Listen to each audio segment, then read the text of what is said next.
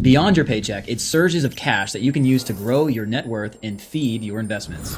Hiring in general, we always hire culture first and we don't settle, right?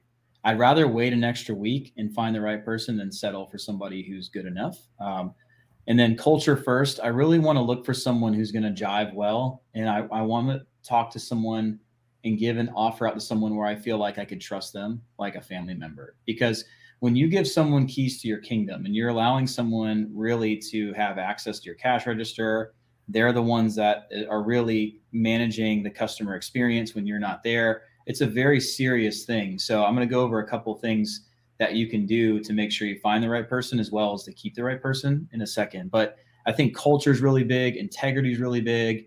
I also look at past history, like, hey, tell me where else you've worked. I love asking questions in the interview process around, like, tell me about your last position and why you left. I'm always looking for landmines in that. I'm always looking for, oh, yeah, they just didn't get me and it wasn't good, or I wasn't appreciated, or, yeah, just wasn't a really good job for me, or I'm looking for people who've had 13 jobs in the last 10 years, and I stay away from those people because they're opportunists, or there's always something that happened to them and they're victims. And I wouldn't hire those people. Just save yourself the time.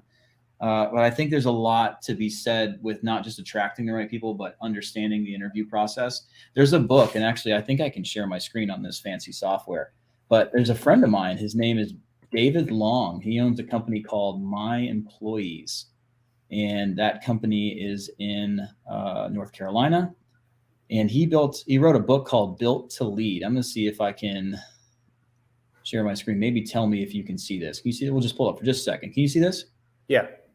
This is a fantastic book. And David's not like a world-renowned author. He's a very sharp guy. He's definitely had a lot of success. We were in a mastermind together, Todd Brown's mastermind. But I really like this, even as an owner. I want to see, how could I be the best leader I can be? And I think reading this book before you go through this hiring process is going to be huge for you. He talks about specifically why people come to work and why you manage people a certain way. And I really, really resonate with that. All my leaders have to read that book because it's really that important.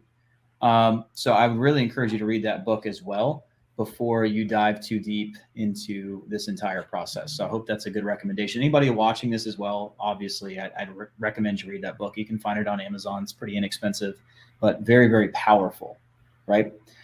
When it comes to who you're putting in charge of your revenue bus, in charge of reducing expenses and loss prevention and your cash register and your customer experience, like I was saying a second ago, I love focusing on integrity. I love looking for someone that I feel like I can trust like a family member, somebody who has a positive track record, who stays at a job for long periods of time. The reason they're leaving is more about the ceiling that they've hit and how their ambitions want to take them to the next level, or if the way that they're being led in their current position is maybe not aligned with their integrity. That's a good candidate most of the time. But someone who bitches, complains, makes excuses, everyone's out to get me, or there's always something that happened that you're like, was that even necessary? That's somebody I'd stay away from. And I think this is pretty normal stuff that you probably already know, but somebody listening may not. But that's how I would focus there specifically. So if you want to pivot to the next thing around the same concept, if I know I'm going after a specific type of manager candidate out of retail or restaurant, grocery stores, one of the biggest things you need to understand and study is the compensation models that are normal in those industries. You can go to glassdoor.com and you can go and look at how much does a blank make. If I'm trying to pull somebody from an assistant manager position at Publix and bring them in to run my business here, that's probably not going to work. Their management tracks are ridiculous. They have great benefits. They have all these things they offer.